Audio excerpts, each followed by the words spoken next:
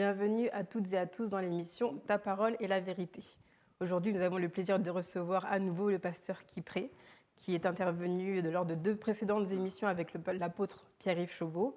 Et il a pu partager un petit peu de son témoignage, de son histoire. Je vous invite réellement, pour ceux qui ne l'ont pas encore fait, à retourner voir les émissions précédentes sur notre page YouTube, sur notre page Facebook, et réellement à vous saisir de ces témoignages qui, je suis sûre, apportera un changement réel dans vos vies. Amen. Alors, on va poursuivre sur ce que vous aviez déjà commencé à partager. Et merci encore une fois d'avoir répondu favorablement à notre invitation. Donc, la fois précédente, on s'était arrêté sur les différentes structures qui vous avaient recontacté suite à votre projet. Est-ce que vous pouvez nous en dire un petit peu plus? Donc, je disais, après ce moment de galère, j'avais commencé à entreprendre sans pour autant avoir des clients. Et à ma grande surprise, après une semence, le Seigneur a débloqué la situation de sorte que les clients, les hôtels, les groupes d'hôtellerie que j'avais démarchés ont commencé à me contacter. Donc, en une après-midi, j'ai eu 3 appels de 3 groupes d'hôtellerie différents. Et à partir de là, j'ai commencé à travailler, débuter dans l'entrepreneuriat. Déjà, j'ai répondu au rendez-vous. On a discuté, j'ai présenté l'entreprise, ils ont validé. J'ai présenté ce qu'on faisait, ainsi de suite. Ils ont validé et on a commencé les prestations. Je suis spécialisé dans le domaine du pressing industriel, mais particulier aussi. Donc, mon entreprise se charge de l'entretien du linge et des ameublements des chambres, des hôtels. Et aussi des uniformes des collaborateurs dans les hôtels. Et aussi les vêtements des clients des chambres. D'accord. Donc, on s'occupe un peu de ça. Donc, c'est à nous qu'on fait appel pour l'entretien de tout ça. Donc, du coup, j'ai commencé, ils ont accepté, donc on a commencé à travailler. Et quand vous avez commencé votre entreprise, vous l'avez commencé avec combien de personnes? J'étais seul. Vous étiez seul. J'étais le directeur, le chauffeur-livreur, le secrétaire. Et tout ça sans formation? Sans formation. Je tiens à rappeler que je n'ai pas le bac. Parce que j'ai quitté très, très vite le banc de l'école. Donc, parce que pour moi, je perdais du temps. Je ne conseille à personne, il faut aller à l'école. Mais c'est mon histoire. Et d'autres arrivent à réussir tout en validant des diplômes. Gloire au Seigneur. Mais moi, j'ai eu aucun diplôme. Ce que je suis, c'est la grâce de Dieu. Ma vie est la révélation de la grâce de Dieu. C'est celui-là, c'est le Dieu qui sort quelqu'un de la boue et qui le fait asseoir à la table des grands. Mais ce qui est vraiment intéressant, c'est que vous montrez que aujourd'hui, c'est vrai qu'on s'attend beaucoup à avoir tous les bagages en main pour pouvoir commencer quelque chose.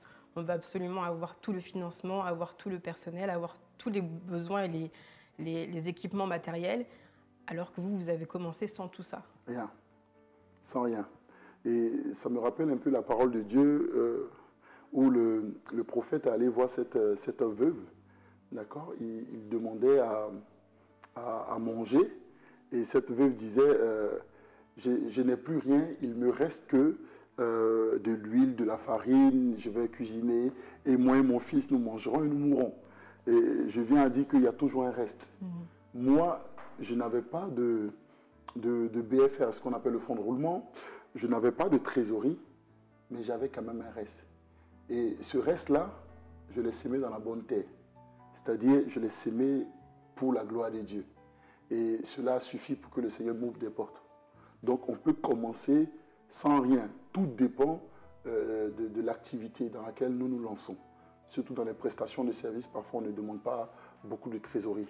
Et moi, c'était mon cas. Il fallait simplement que je trouve des sous-traitants qui étaient prêts à laver le linge que j'allais apporter. Donc, eux, ils faisaient le travail. Donc, le personnel, c'était chez eux. Tout était avec eux. Moi, je me chargeais simplement de prendre une voiture, de ramener le linge chez eux.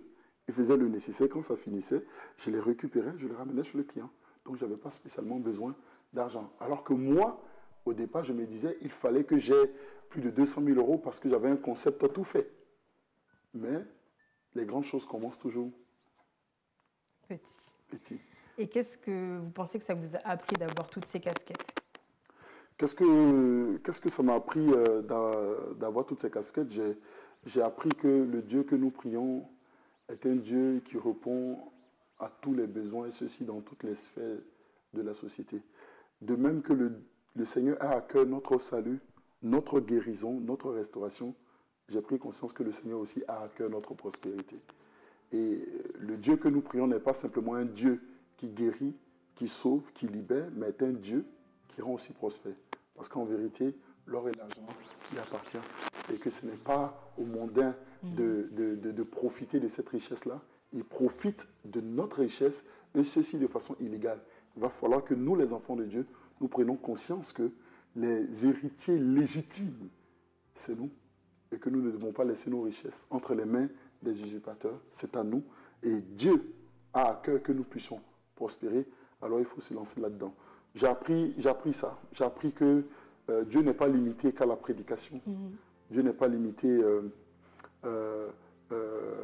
qu'à la délivrance, même si j'opère dans ces sphères-là. Mais j'ai appris que le Dieu que nous prions aussi a vraiment à cœur notre prospérité. Et c'est ce qu'il a fait lorsqu'il a créé Adam et Ève. Il a pourvu à leurs besoins dans toutes les sphères. Les besoins primaires, la nourriture. Hein, il leur a tout donné, mais il ne s'est pas arrêté là. Il a créé l'onyx. Il a créé des pierres précieuses. Et il les a mis sous la terre. Et si la richesse n'était pas importante aux yeux de Dieu, ces pierres n'avaient pas d'importance en elles. Mais on les cite. Dieu a pris le soin de pouvoir aux besoins de l'homme dans toutes les sphères. Spirituellement, il visitait l'homme, il parlait à l'homme, hein, il pourvoyait à la santé de l'homme, à la longévité de l'homme, à la protection de l'homme, mais également, même sur le plan matériel, il y avait de tout. Il y avait le fleuve, il y avait du diamant, il y avait des pierres, de l'onyx, il y avait beaucoup de richesses. Et en Christ, le Seigneur nous a ramenés en Éden.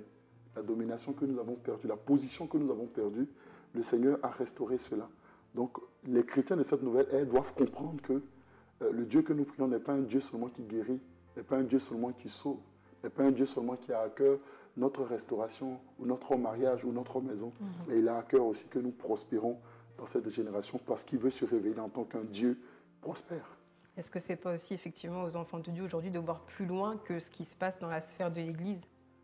Ils ont simplement besoin de lire la Bible. Ils ont besoin qu'on leur enseigne cela. Parce que lorsqu'on parle même du trône de Dieu, lorsqu'on parle de la présence de Dieu, lorsqu'on parle de tout ce qui l'entoure, on parle d'or, des choses précieuses. Hein, l'Église aujourd'hui, on est très religieux. L'argent, maintenant, on l'a confié ça au diable. Hein, c'est pour les démons, c'est pour... non, je suis désolé, le diable n'a rien créé. L'argent n'appartient pas au diable. La Bible dit, âgé de l'or et l'argent appartient au Seigneur. La Bible dit que toutes choses ont été créées par lui et pour lui. Et toutes choses subsistent par sa volonté. Donc, c'est le système mondain dans le seul but de nous piller, dans le seul but de profiter de notre richesse, et ceci de façon illégale. Ils nous ont fait croire, ils ont fait rentrer la religion dans l'Église en nous faisant croire que tout ce dont nous avons besoin, c'est de prier, de jeûner et d'avancer simplement. Et puis, bon, dans le royaume des cieux, on ne manquera de rien, c'est faux. Et de se satisfaire un petit peu du minimum de ce que le monde nous accorde. Non, c'est faux. C'est faux, c'est de la religion. Dieu a à cœur que nous prospérons. Qui va financer nos campagnes d'évangélisation? Qui va financer cela? Qui va soutenir l'Église? Qui va présenter le Dieu de miséricorde dans les rues de Paris? Même ne serait-ce que pour manifester ou pour présenter un Dieu de miséricorde aux démunis, il faut avoir ne serait-ce que de l'argent. Si je comprends bien, du coup, ce projet d'entrepreneuriat, ce n'est pas simplement juste pour faire de l'argent, mais avec une utilité derrière, avec un objectif. Du tout, oui, effectivement.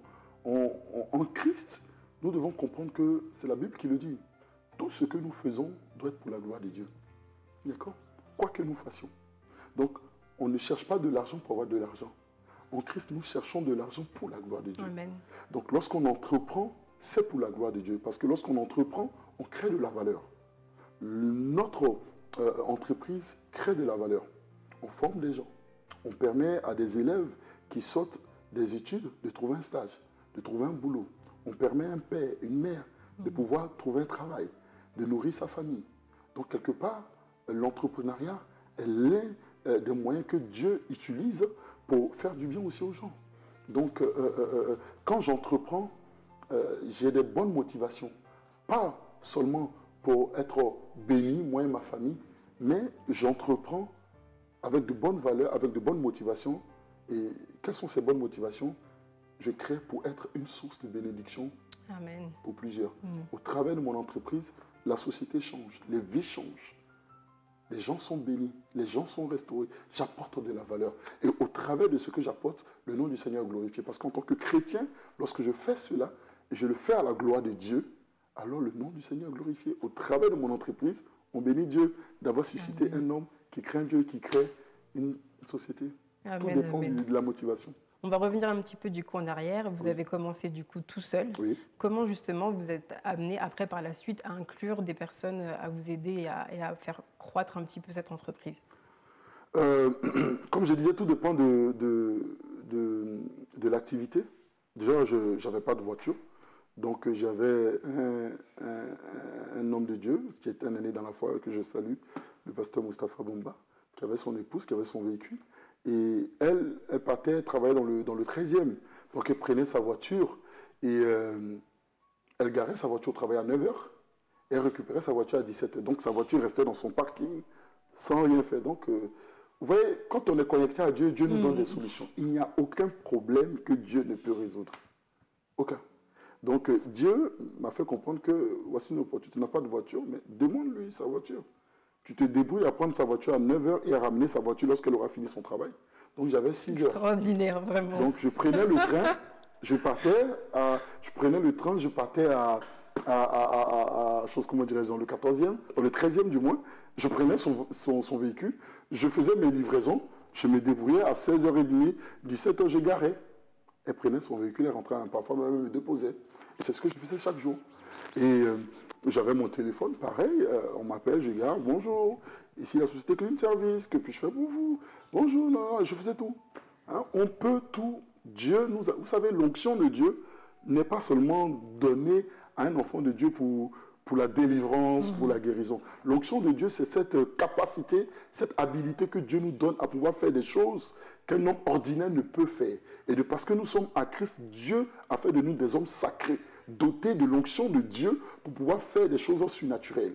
Donc, j'ai simplement été sous la grâce de Dieu et, en utilisant toutes ces capacités en moi, tous ces dons en moi. Et ça a pu fonctionner pendant des années. Et un hôtel a donné un autre hôtel. Bon, mon parcours est assez long, parce que comment j'ai évolué assez rapidement, c'est que le premier hôtel, j'ai donné de tout. J'ai donné de tout. Vous savez, pour faire 1000 km, ça commence par un pas. Mais il faut commencer. D'accord? Voilà pourquoi la Bible dit que ne méprisez pas les faibles commencements. Il faut commencer. Donc j'ai commencé, tout en faisant confiance à Dieu. Et il faut prendre au sérieux ce qu'on te donne. C'est vrai. Tu ne sais pas le seul contrat que tu as en main, ce que ça va produire demain. Et en tant qu'enfants de Dieu, nous devons d'être fidèles, nous devons d'être honnêtes et nous devons d'être des exemples même dans tout ce que nous faisons, pas seulement à l'église. Mais Christ doit être révélé même dans tous nos domaines d'activité et dans tous les domaines de notre vie. Donc pour moi, travailler, encore, c'était une manière de servir Dieu. Donc je mettais dans ce travail-là la même discipline, la même dynamique, la même passion que comme si j'étais à l'église. Donc c'est ainsi que le directeur de ce groupe d'hôtellerie a eu une promotion. Il est devenu directeur d'un deuxième hôtel. Donc c'est comme ça, il a vu le travail, il a dit Jocelyn, en tout cas je suis satisfait de ton travail, alors j'aimerais que tu sois le prestataire de cet hôtel. Il y avait un autre prestataire qu'il a enlevé pour moi. Wow. Mais j'ai compris que Dieu est en train de travailler. Dieu ne l'élevait pas pour lui, mais pour moi. Amen. Et 6 mois après, le même directeur a été promu encore directeur général. Vous augmentiez de promotion avec lui, en fait. Directeur général. Et ceci de 18 hôtels. Et il dit, ben, Jocelyn, moi je suis satisfait de ton travail. On y va. Ce directeur, il était gay. Il était gay. Il n'était pas chrétien. Dieu peut se servir des non-croyants pour nous élever. Voilà pourquoi aussi les enfants de Dieu, nous ne devons pas être fermés Alléluia. Nous ne devons pas être fermés. Dieu a suscité des corbeaux pour nourrir le prophète. D'accord? Et Dieu peut se servir même des non-croyants pour vous bénir. Et moi, à l'époque, j'avais un problème. Moi, je dis, ah, nous, on est les chrétiens. Vous savez, le style des chrétiens racistes, là. Oh, on ne peut pas les sentir. Mais Dieu m'a confondu. Dieu m'a confondu. Et c'est des personnes aussi qu'on doit gagner en Christ. Exactement. Et pour les gagner, il faut être au contact de ces personnes-là. Pour leur annoncer l'évangile et non s'écarter d'eux. Donc voilà, je ferme la parenthèse, mais c'est comme ça. Je trouve ça extraordinaire, vraiment, en tout cas, de voir que vous avez dépassé les barrières un petit peu du réel avec les contraintes de voiture, les contraintes de temps, de personnel, mais que vous avez persévéré, en fait. Vous êtes resté déterminé dans votre passion à poursuivre votre rêve. Oui, parce que pour moi, comment dirais-je, je savais que Dieu m'avait aussi appelé à cela. Je savais que j'avais reçu la double casquette. Parce que j'avais ce truc-là. Tout ce que je touchais marchait. C'était bizarre, mais c'était comme ça. Tout ce que je touchais marchait. Alors, j'ai persévéré. C'était difficile, mais j'ai cru au Dieu qui multiplie. Et comment vous avez fait à ce moment-là, justement, pour gérer un petit peu la vie du ministère, la vie de famille et cet emploi qui, malgré tout, prenait quand même beaucoup de place? C'est la passion. C'est la passion. Et je bénis Dieu de m'avoir donné une formidable épouse. Vous savez, seul, on avance, mais à plusieurs, on va plus loin. Mais pour aller plus loin, il va falloir être d'accord au préalable. Voilà pourquoi la Bible dit que 2 personnes ne peuvent marcher ensemble sans au préalable être d'accord dans le projet. Moi, mon épouse, quand je l'ai rencontrée, il était important pour moi qu'elle sache qui je suis et où on allait. Donc, elle savait qui j'étais, où on allait, qu'est-ce que Dieu avait prévu pour moi. Donc, il fallait payer le prix pour cela. Donc, parfois, dans les débuts, c'était difficile. Elle ne me voyait pas forcément. D'accord? Je travaillais beaucoup. Parce que je n'avais pas de secrétaire, je n'avais pas de chauffeur-livreur, je faisais tout. Et après cela, il y avait le ministère. Donc elle, derrière, elle s'occupait des enfants. Quand je rentrais, elle se contentait de ce temps-là. Mais elle savait que c'était pour un temps. Au début, ce n'était pas facile. On n'avait pas forcément d'argent au début. C'était compliqué. Ma femme avait mis de côté ses plaisirs, tout ça. Parce qu'elle savait où on allait. Elle savait avec qui elle était. Et elle a payé le prix avec moi. Une dimension de sacrifice. Merci. Il n'y a pas de gloire sans sacrifice. Vous savez, Jésus-Christ pouvait prêcher l'évangile. S'il s'arrêtait à la prédication, je ne pense pas qu'il aurait eu l'impact qu'il a eu aujourd'hui. S'il s'arrêtait simplement à guérir les malades, à délivrer les gens, je ne pense pas qu'il aurait eu l'impact qu'il a aujourd'hui. Parce que les gens des mosquées font les délivrances maintenant. Même les marabouts maintenant guérissent, les futurs guérissent. Donc si Jésus s'était arrêté à ça, à proclamer seulement l'évangile, je ne pense pas qu'il aurait eu un impact aujourd'hui. Ce qui a libéré de la puissance, ce qui a dégagé de la puissance, c'est son sacrifice qu'il a accompli à la croix de Golgotha. Pour dire que tout sacrifice émanant de l'obéissance envers Dieu libère de la puissance. Donc lorsqu'on se sacrifie pour la cause de Dieu, pour la mission, pour ce à quoi Dieu nous appelle, ça paye. Tôt ou tard, ça libère de la puissance. Extraordinaire, vraiment. Voilà. Et justement, vous parliez de connexion, justement, quand on avance dans un projet, de partir avec quelqu'un qui a la même vision que nous. Oui. Comment vous avez fait par la suite, justement, pour vous entourer de personnes qui partageaient votre vision, votre engagement et surtout cette passion à faire les choses correctement et dans un objectif de manifester la gloire de Dieu? Sur le plan professionnel ou sur tous les domaines? Sur le plan professionnel. Sur le plan professionnel. Bon, déjà, quand on est entrepreneur, quand ça commence à marcher, on commence à avoir, comment dirais-je, des camionnettes, un magasin, des collaborateurs. On embauche. Mais encore une fois, le Seigneur m'a fait grâce encore sur ce volet-là, parce que dans mon entreprise, tout le monde est chrétien. C'est ce que j'allais vous demander en plus. Tout le monde est chrétien. D'autres sont rentrés, ils n'étaient pas chrétiens, mais ma vie, l'incarnation du message les a impactés. Et ils sont tous chrétiens.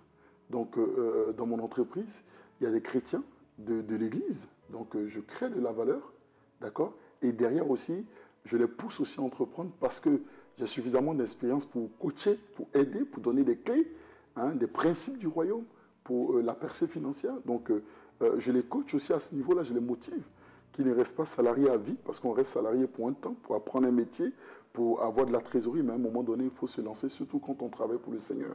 Hein. Donc, il y a ça. Et ceux qui étaient dans l'entreprise, qui n'étaient pas convertis, comme une dame du nom de Maria, qui était portugaise, mais elle a fini par accepter le Seigneur dans l'église. Amen. Donc voilà. Et ces personnes-là, je pense que si elles n'étaient pas là, l'entreprise n'allait pas être là où elle est aujourd'hui. Parce qu'au final, ces personnes-là se battent avec moi. Mais qu'est-ce qui nous lie? C'est l'amour de Dieu. Qu'est-ce qui va motiver les gens? C'est l'amour de Dieu. Ce que tu donnes aux gens te revient toujours. Si tu es prêt pour les gens seront prêts pour toi. Si tu te sacrifies pour les gens se sacrifieront pour toi. C'est vrai.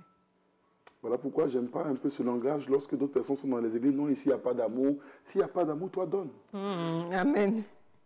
Amen, amen. Arrose, il te sera arrosé. Sème et tu récolteras. Donc, pour moi, c'est ça. Ils ont vu la personne que je suis. J'ai vu aussi la personne qu'ils sont. Ensemble, on a un objectif. Et vu qu'ils sont chrétiens, ils ont compris que ce que nous sommes en train de faire là, au-delà que chacun ait un salaire, tout ça, nous sommes en train de faire l'œuvre. Dans mon entreprise, on ne commence pas le service sans prier. Amen. Mon entreprise est un hôtel encore de Dieu. Parce qu'on commence par la prière, on termine par la prière. Parce qu'ils savent que les finances qui sortiront de là, un, ça concourra à leur épanouissement, mais deux, ils savent que si demain ils sont bénis et l'entreprise est bénie, ça sera encore comme un moteur de puissance pour soutenir l'œuvre de Dieu, pour aller de l'avant. Est-ce que quand vous étiez plus jeune, vous imaginiez en arriver là aujourd'hui, avoir autant d'impact? Oui. Wow. Quand j'étais petit, je disais que j'allais réussir. Ma mère, qui est aujourd'hui chez le révérend Roi Wafo, parce qu'ils ont commencé le ministère ensemble, donc quand le ministère débutait, elle faisait partie. Et il y a 3 ans, j'avais complètement oublié. Elle me rappelle, elle me dit, mon fils, tu te rappelles ce que tu disais quand tu étais petit, quand tu étais attristé, quand on te... Je dis que je disais quoi? Elle me disait, tu me disais que maman, moi que vous voyez,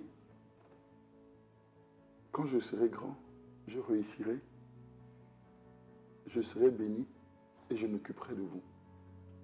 Et Dieu, aujourd'hui, après des années, cette parole s'est accomplie. Tu t'occupes de toute la famille, France comme Abidjan, tout le monde. Alors aujourd'hui, nous sommes en Christ. Je comprends que dans la vie, c'est ce que tu diras de ta bouche qui te bénira. Et c'est ce que tu diras de ta bouche qui te maudira. Je n'étais pas encore chrétien. Mais je pense que Dieu m'avait déjà localisé. Et c'était une question de temps.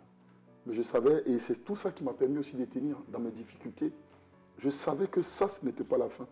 Je savais que Dieu m'attendait autrement. Comment? Mais c'était en moi. Je n'acceptais pas le ridicule. Je n'acceptais pas la médiocrité. Je n'acceptais pas parce que je n'ai pas cet ADN-là. Je ne l'avais pas quand j'étais dans le monde. En Christ, je n'aurais pas cet ADN-là. Voilà pourquoi j'ai un problème avec les gens qui sont défaitistes. Parce que nous avons un Dieu du tout est possible. Il amène à l'existence ce qui n'existait pas. La Bible dit qu'au commencement, tout était informe et vide. Tout était tohu bohu en hébreu. Il n'avait ni tête ni queue. Mais Dieu dit, en hébreu, Dieu bara. Dieu emmena à l'existence ce qui n'existait pas. C'est-à-dire, il n'y a rien qui existe et puis tout d'un coup, quelque chose existe. Ça, c'est Dieu. Donc, quelle est la situation dans laquelle je peux me trouver que Dieu ne peut pas changer par une proclamation de la parole de Dieu? Je trouve ça vraiment, j'ai été moi réellement bénie par votre témoignage. Et encore une fois, je vous invite à aller voir les précédentes vidéos.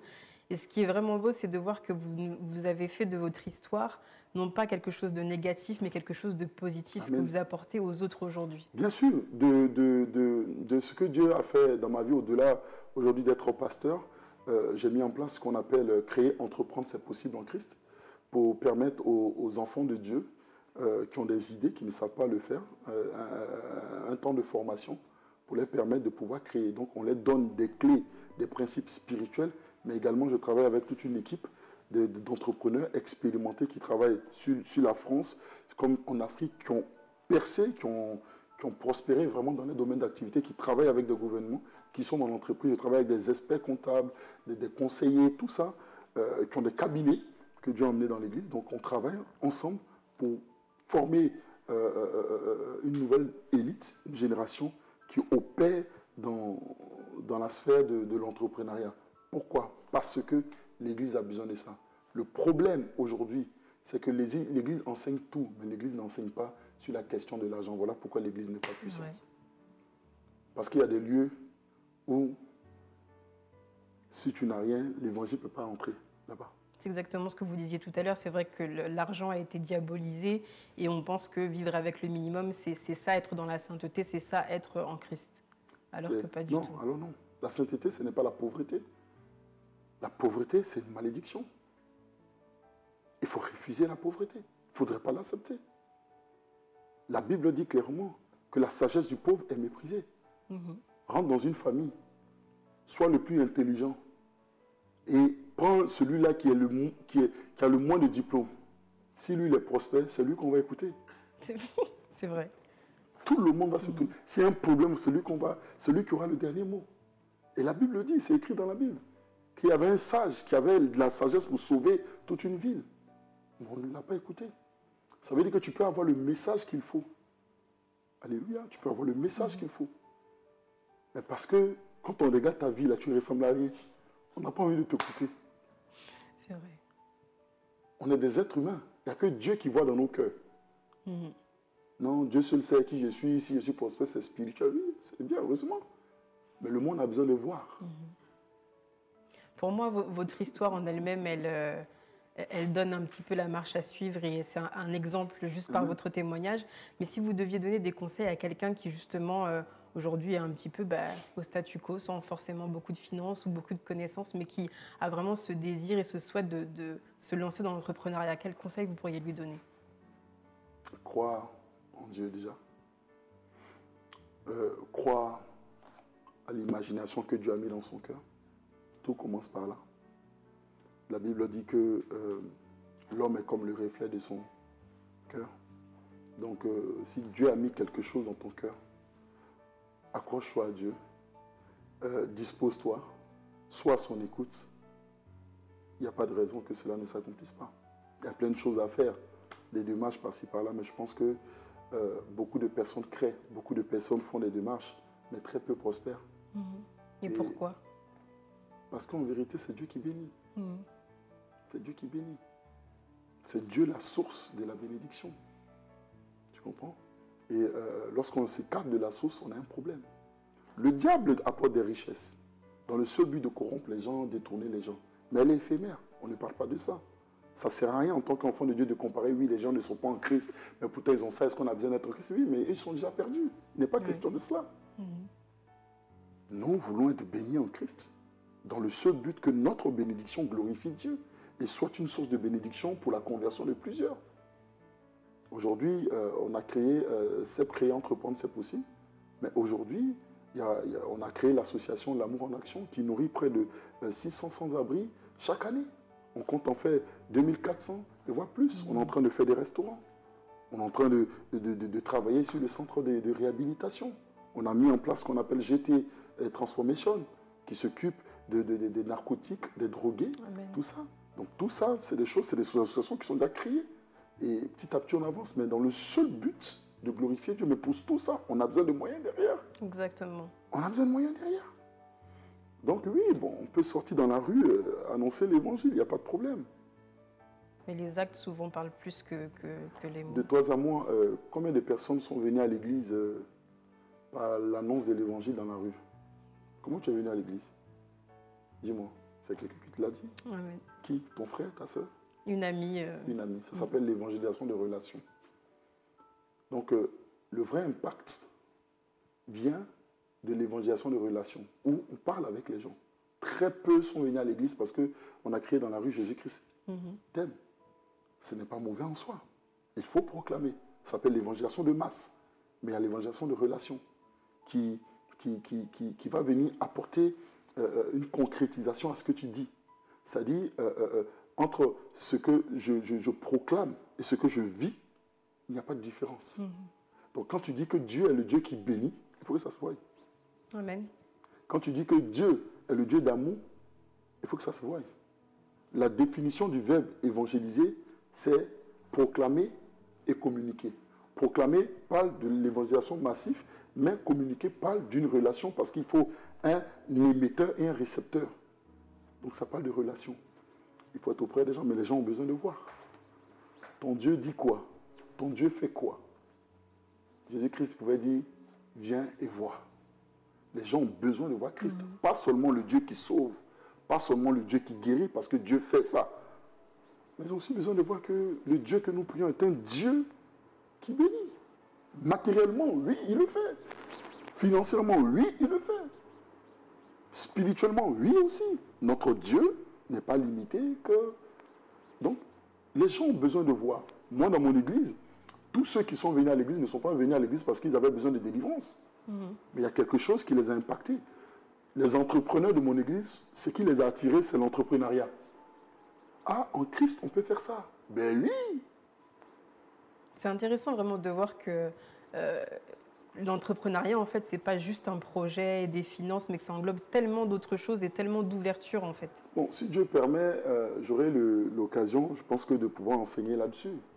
J'ai au moins près de 60 clés, ce qu'on appelle 60 principes immuables, les causes qui nous maintiennent sous le seuil de la pauvreté et les principes à accomplir qui nous fait expérimenter ce qu'on appelle la percée financière et les fondements pour lesquels nous, en tant qu'enfants de Dieu, nous devons rechercher la percée financière.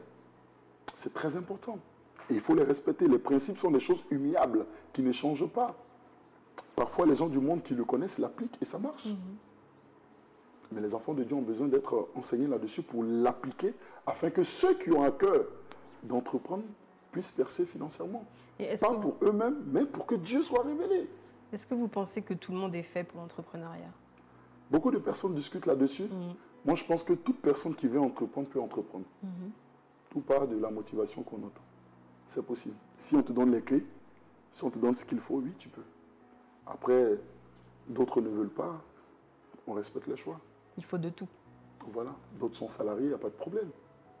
Mais c'est accorder ta percée financière et même l'avenir de ta famille au bon vouloir de ton patron. Parce que du jour au lendemain, ta famille, tes enfants peuvent avoir faim parce que quelqu'un a décidé qu'il ne t'aime plus et qu'il te licencie. On l'a vu aujourd'hui avec l'épidémie qui a eu lieu et beaucoup ont perdu leur emploi. Et je suis moi-même assistante sociale et j'ai vu énormément de familles qui se retrouvaient en difficulté parce que c'est leur seule source de revenus. Dieu ne veut pas ça. Dieu ne veut pas ça. Dieu n'a aucun plaisir de voir ses enfants ainsi. Aucun. Voilà pourquoi dès le commencement, il a pourvu déjà l'environnement à tout ce dont Adam avait besoin avant de le mettre là-dedans. Et c'est ce qu'il veut. Et cela est d'actualité. Il faut de tout. Et le Dieu que nous prions est un Dieu qui opère dans toutes les sphères. Dans le domaine du sport, dans le domaine de la santé, dans le domaine de l'économie, des finances, dans le domaine de... Cite-moi. Dieu veut qu'il y ait des élites là-bas. Parce que c'est lui qui a créé toutes choses. Amen. Vous avez déjà du coup beaucoup avancé, vous avez énormément d'entreprises aujourd'hui, beaucoup de projets qui ont eu lieu. Oui. Quelle est la suite un petit peu? Quelle est la suite? Le pasteur Jocelyn a beaucoup de choses, je ne sais pas pourquoi commencer. Quelle est la suite? Oui, je travaille beaucoup d'entreprises. Bon, le Seigneur m'a dit maintenant de ne plus trop donner les noms des entreprises parce que ce sont des grosses boîtes. Ce sont des grosses boîtes de mode. Par exemple, Burberry, les grands groupes d'hôtellerie, Rési Études, June Castle, enfin, beaucoup de trucs, mais voilà, il m'a fait comprendre de ne plus trop donner les noms. Pas de souci. Voilà. Et moi, simplement de reprendre ma position en Christ, déjà, récupérer ce qui m'appartient, dans le seul but de faire avancer le royaume. Pour moi, je n'aime pas quand l'Église dit « Ah, il nous manque ça. Ah, non, il faut cotiser pour ça. Ah, il faut... Non, ça... L'argent appartient à mon Dieu. » Il faut qu'il y ait des races, des générations qui s'élèvent pour ça, pour répondre à ce besoin.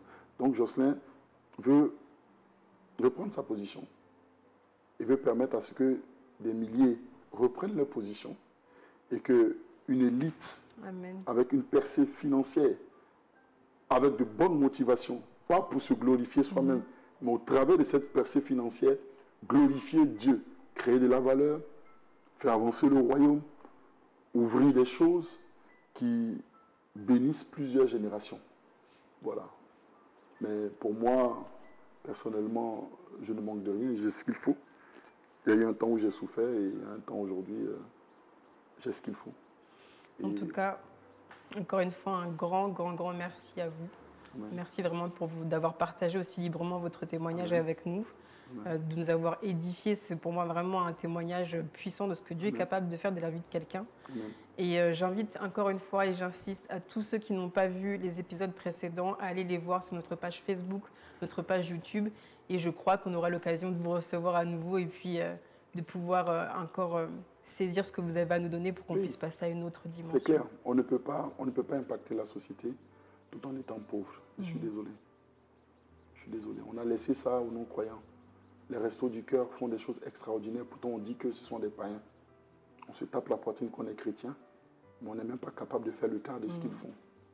Aujourd'hui, même les chrétiens, on bénéficie de comment vous appelez ça, la mutuelle, comment vous appelez ça, à la CPM, ceux qui n'ont pas de moyens, qui bénéficient le RSA, des soins gratuitement. Comment ça s'appelle ça là la CMU ou la CMU. Mais c'est des païens qui se sont levés pour ça. Mais c'est les mêmes païens qu'on juge. Les chrétiens sont à côté de la plaque. Et nous disons que nous sommes chrétiens. Nous savons l'amour de Dieu. Le monde a besoin de voir. Le monde a besoin de voir que, en vérité, c'est nous qui sommes, c'est nous qui devons être là. Et pour ça, ça demande des moyens. Il faut que des centres de réhabilitation se lèvent, des centres pour les narcotiques se lèvent, des centres pour les démunis se lèvent, des centres pour les orphelins se lèvent, des centres de formation pour créer de l'emploi, pour créer de la valeur se lèvent. Et les chrétiens doivent être au devant de cela. Mais pour ça, on a besoin que Dieu suscite une élite avec une percée financière. La pauvreté ne pourra pas. Et Dieu a à cœur cela. Voilà un peu. On va terminer sur ces mots. En tout cas, encore une fois, merci d'avoir répondu à notre invitation. Amen.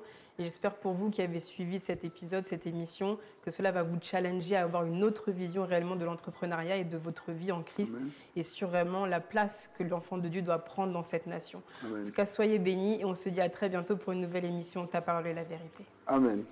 Dieu vous bénisse.